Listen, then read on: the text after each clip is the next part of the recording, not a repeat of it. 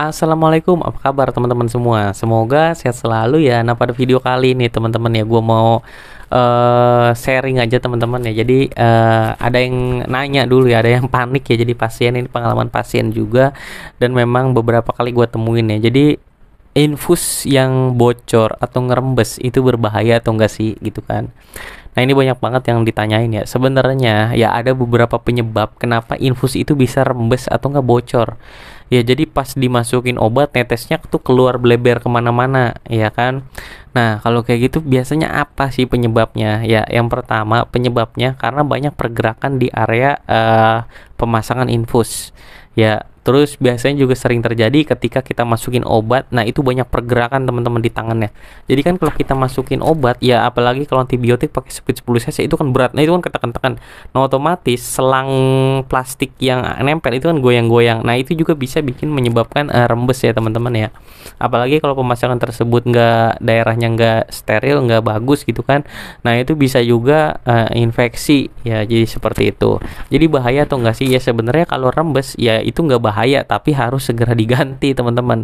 Ya kan kalau rembes nggak diganti ya infusnya percuma kan, netesnya kemana-mana. Ya jadi jawabannya nggak berbahaya, tapi memang infusnya harus segera diganti. Nah tapi juga biasanya yang terjadi rembes itu kalau apa ya, paling banyak memang terjadi pada pasien anak sih teman-teman, setahu gua ya. Makanya kalau anak tuh tangannya tuh sampai pakai sepalak tuh kalau diinfusi, jadi difiksasi bener-bener gitu. Ya memang wajar terjadi pada anak karena kan anak juga nggak bisa ngontrol, anak itu belum ngerti ya, bayi terutama ya, bergerak-gerak ya, balita ya gitu. Itu biasanya memang resikonya rembes gitu. Nah orang tua di sini ya memang harus mensupport dan menjaga gitu kan, supaya itu ya tangannya nggak kepentok-pentok tiang ya kan. Biasanya kan anak itu kan sukanya digendong-gendong kan, sambil tiang infus dibawa-bawa digendong-gendong ya kan, tangannya kemana-mana. Ya itu sebenarnya hal yang wajar, tapi berbahaya atau enggak berbahaya. Tapi baiknya memang kalau rembesnya terus-terus, kecuali rembesnya tuh di sambungan selangnya agak longgar teman-teman, apa karena ketarik terus agak longgar rembes. Nah tapi pas di cantolin, kencengin lagi selangnya nggak rembes, itu nggak masalah.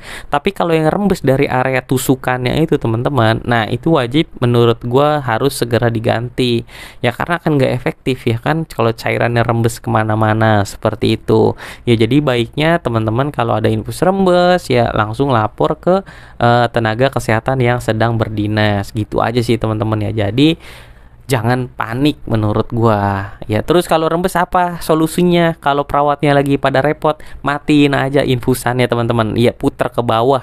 Itunya apa namanya? Yang buat ngatur infusnya puter ke bawah, turunin. Biasanya nanti infusnya akan mati dan biasanya nggak akan ngerembes.